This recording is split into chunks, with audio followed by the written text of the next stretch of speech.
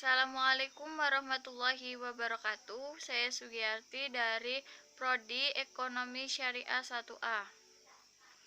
Saya kelompok 12 yang akan menjelaskan tentang pengertian tafsir, sejarah tafsir, dan pengembangan tafsir.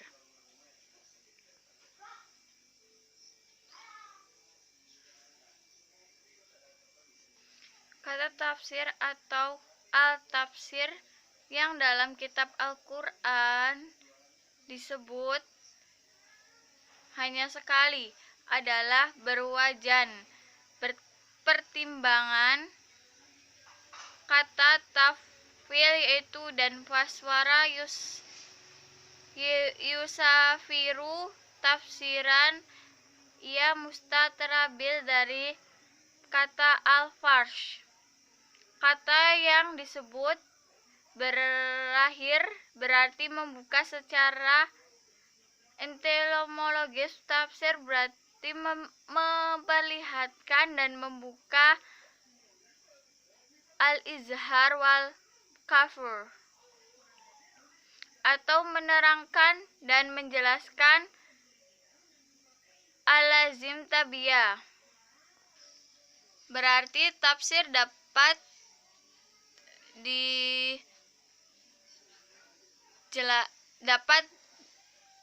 berarti tafsir bisa diartikan sebagai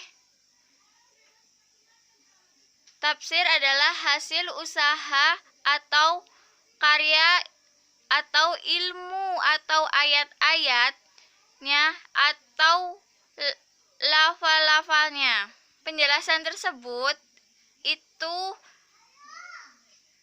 bisa menjelaskan maksud agar menjadi lebih jelas.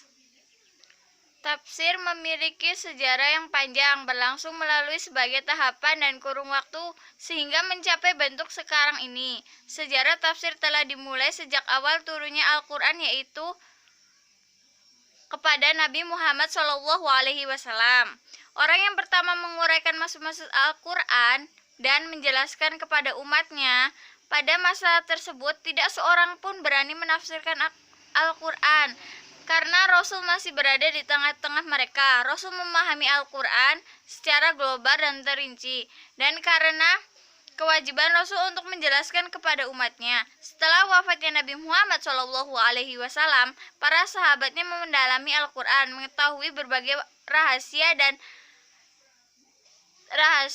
yang tersirat dan yang telah menerima tuntunan sejarah petunjuk dari Nabi Muhammad SAW, dan diberikannya sahabatnya lah yang menerangkan dan menjelaskan apa saja yang mereka ketahui dan pahami Al-Quran.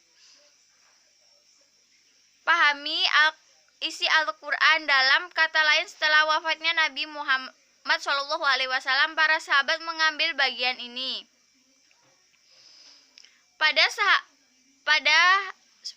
Para sahabat juga memahami Al-Quran karena Al-Quran diturunkan dalam bahasa mereka, karena Al-Quran diturunkan dalam bahasa Arab dan sesuai gaya bahasanya. Karena itu orang Arab memahami dan mengetahui maknanya dengan baik dalam kosakata maupun susunan kalimat. Meski demikian, kita semua orang berasumsi sama memahami belum banyak dalam suatu ayat dan sahabat yang telah mengetahui maksudnya.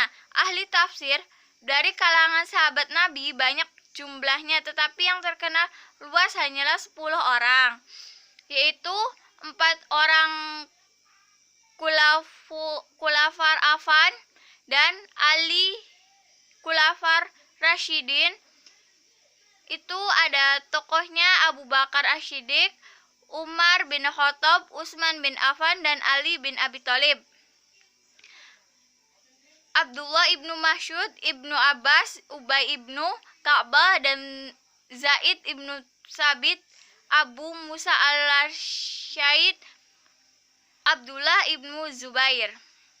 Tercatat yang paling banyak diterima tafsirnya adalah khalifah yang keempat, yaitu Ali bin Abi Thalib, dan di antara 10 nabi tersebut yang memiliki gelar ahli tafsir Al-Quran ialah Ibnu Abbas. Ibnu Abbas juga terkenal dengan sebutan Turjuma Al-Quran, orang yang mahir menjelaskan Al-Quran. Dalam periode pembukaan tafsir, Ibnu Abbas dengan pendapatnya oleh ulama dikodifikasikan dan dinamakan tafsir Ibnu Abbas. Selanjutnya, langkah tersebut diikuti oleh generasi berikutnya, yaitu para tabi'in di beberapa daerah kekuasaan Islam. Pada masa ini muncul kelompok ahli tafsir di Mekah, Madinah, Irak. Makkah merupakan paling banyak musafir karena mereka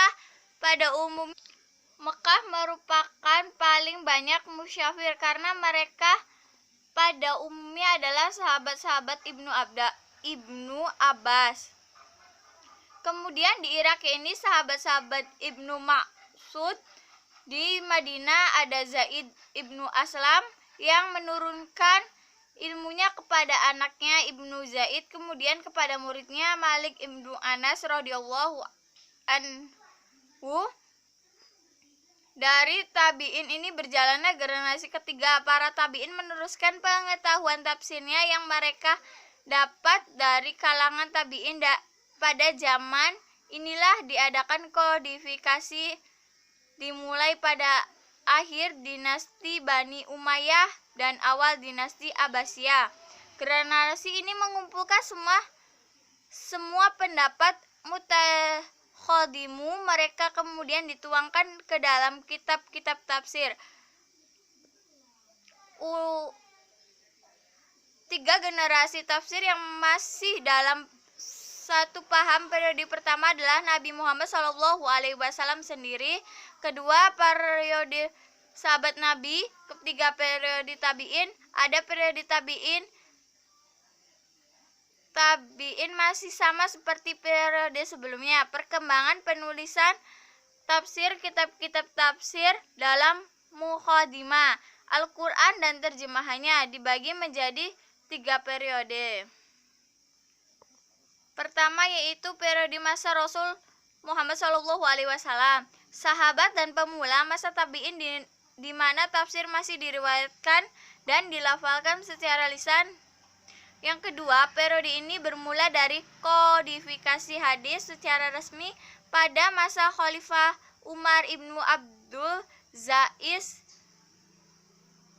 pada tahun 99 sampai 101 Masehi. Pada masa itu tafsir ditulis bersamaan dengan penulis hadis. Ketiga, dimulai dengan penyusunan kitab-kitab tafsir secara khusus oleh kalangan ahli tafsir, dimulai oleh Al-Fara. Beliau wafat pada tahun 207 Hijriah dengan kitabnya yang dikenal dengan Ma'anil Al-Quran.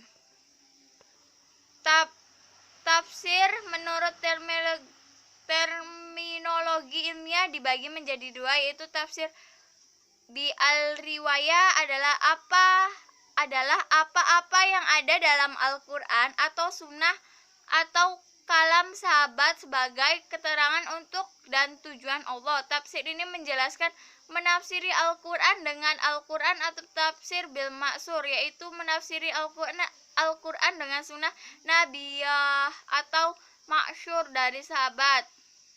Yang kedua, tafsir bi al-diraya.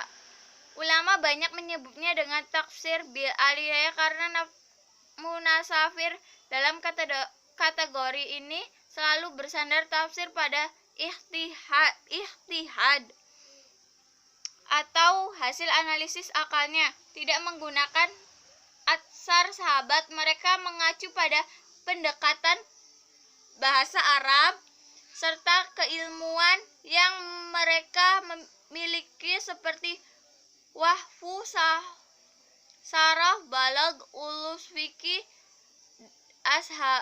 asbabul nuzul. Maksud dari kitab bin Al-Yani di sini adalah ikhtizat yang dihasilkan dengan metode yang benar, pondasi-pondasi yang sah. Bunyi rai bukan rayi di sini mengingkri akal yang penuh, hawa nafsu atau terkesan maunya sendiri dalam penafsiran ayat. Metode penafsiran. Metode penafsiran adalah seperangkat kaidah atau aturan yang diindahkan ketika menafsirkan ayat-ayat Al-Quran. Perkembangan Al-Quran sejak dulu sampai sekarang jika ditelusuri, pada awalnya para ulama membagi tafsir dua, yaitu bil maksus dan bil dia, sebagai yang telah tadi saya jelaskan. Kemudian dalam perkembangan Al-Hayy Al-Famawi bahwa metode tafsir secara garis besar terbagi menjadi 4 metode, yaitu metode tahlili, metode izmali, metode mukhoroh, dan metode mauhi. Dalam sejarah Islam, awalnya tidak sedikit perempuan yang bekerja bukan karena darurat. Di antaranya adalah Zainab binti Jahsy, istri Rasul, yang bekerja menyamak dan menjahit kulit yang hasilnya digunakan untuk bersedekah. Demikian juga dengan Zainab, istri Abdullah bin Mas'ud, yaitu kepala pasar yang mampu. Masih banyak lagi para ulama yang memaknai atau menafsirkan surat Al-Ahzab ayat 33 tentang hak keluar rumah bagi perempuan, tetapi yang menjadi perbedaan inspirasi ayat hanya dikhususkan kepada istri-istri Nabi atau berlaku kepada perempuan muslimah pada umumnya. Penafsiran-penafsiran tersebut digolongkan sebagai reaksi wajar karena ketika penafsiran dengan menggunakan metode analitis tidak bisa lepas dari latar belakang keilmuan individu dan setiap penafsiran adalah perbedaan. Sekian dari saya, kurang lebihnya mohon maaf. Wabillahi taufiq wal hidayah. Wassalamualaikum warahmatullahi wabarakatuh.